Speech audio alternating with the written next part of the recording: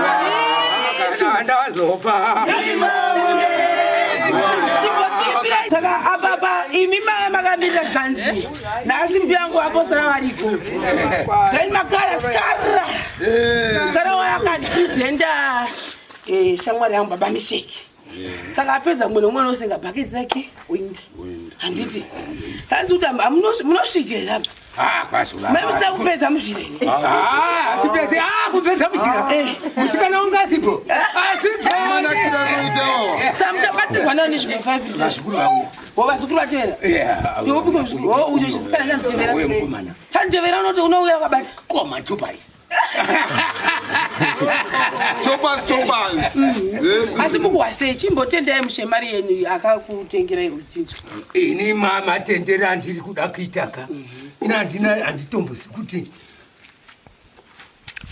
vanhu vanogona kugara navamwe munyika tinovatenda nenyasha dzavanoitwa asi Mwari wavakomborere tichiita zvokudai mangwana mutiwedzerezve tamba dzakana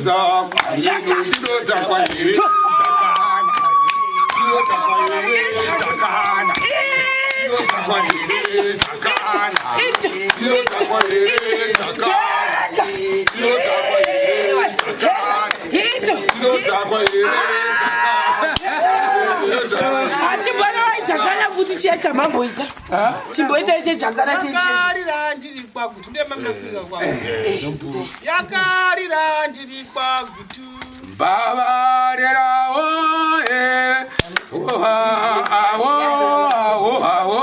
muchereche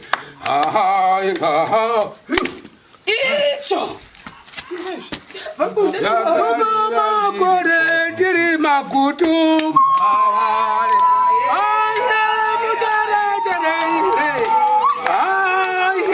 muchere kuizvarwaita sei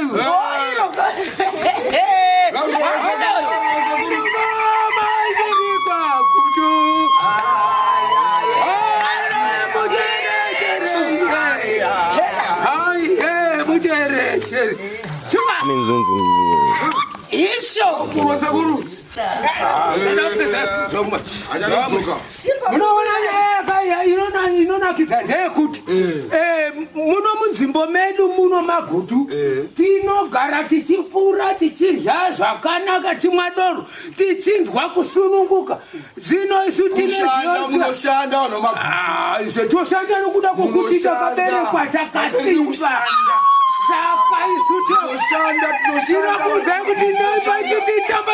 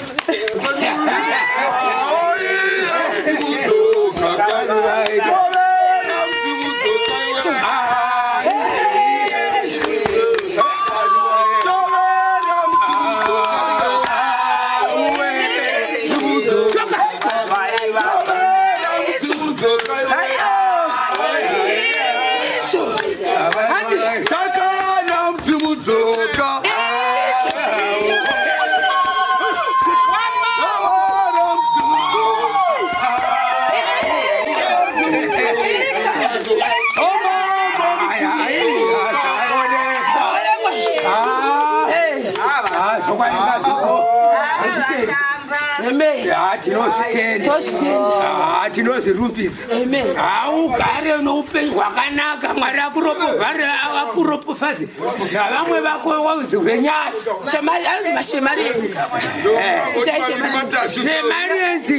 shemarienzi ngaawedzerwe nyasha najehovha nokuti vanoita zvinhu zvakanaka vanotipe kurya tichiguta ini notonyanya kutokumbira kutoti dai vawedzerazve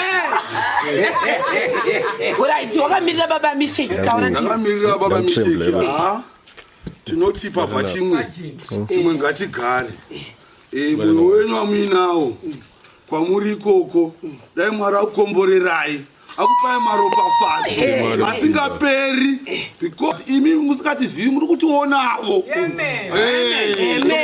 muri kutionavo dai moyo wenyu waramba wakatandavara seruroko rwangu mwari komborerai vanhu vata sevavava siyabonga sicela abantu lava abasicedayo lava abakhona ngale uNkulunkulu ebabusise ngenhliziyo yabo yonke isandla esinikayo siyathola ngabanika uNkulunkulu ebalokhu konke ebanike konke uNkulunkulu amasomaleni lawa siyacela uNkulunkulu babusise abantu laba ngilapha kogudu sikomandlera amen diamonds amen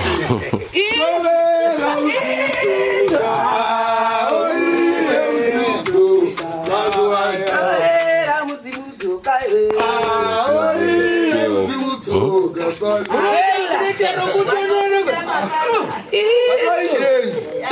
Nasi moshkamsika chawenza na waya.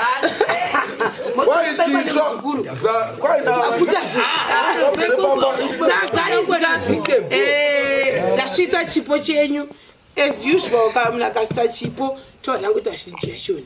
Sa chakubada shakale pashika shotere. Baba I'm a representative. Chakubada shakale pashika shotere. Iwe kale. Chakale ndebeleza baba. Siyabonga badala. Sisalibamba ngesikhathi esibuyayo ingabe uNkulunkulu elibusise ngo2022 umnyaka omutsha siungene kahle. Siyabonga. Amen.